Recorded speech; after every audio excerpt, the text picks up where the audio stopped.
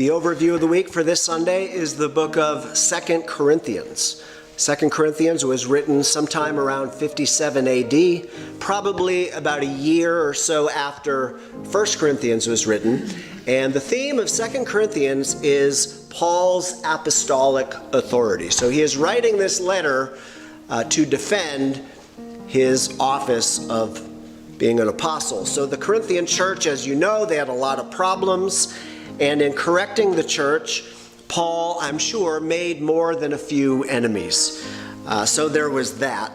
Also, false teachers had crept into the church. In fact, some of them claimed to be apostles themselves. And they were creating a great deal of division, going as far as to say that Paul is actually a false apostle.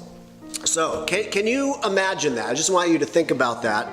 Ministers in churches saying that you shouldn't listen to the Apostle Paul, but you should listen to them. Wait a minute, that happens today still. Yeah, so this letter is Paul writing to offend his apostolic authority. So this is a very personal letter. It's probably the most personal letter Paul ever wrote. The attacks against Paul were personal.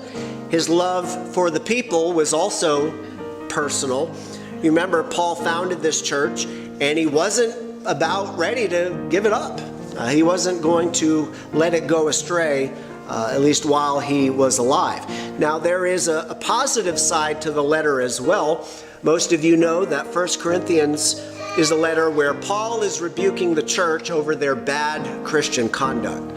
But since then, when he's writing 2 Corinthians, the church had actually made a lot of improvements, and they actually took much of Paul's advice. So he's really praising the church up to a large degree. And then there is his rebuke of the false teachers, where he calls them, at one point, he calls the false teachers ministers of Satan. So that is, it serves really as a continual warning that churches need to be on guard against wolves in sheep's clothing. So in conclusion, some of the most memorable verses in the New Testament can be found in the book of 2 Corinthians. For example, there's Paul's statement how we walk by faith and not by sight.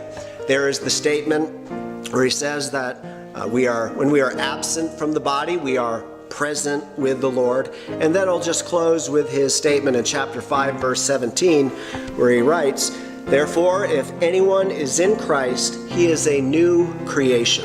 Old things have passed away. Behold, all things have become new."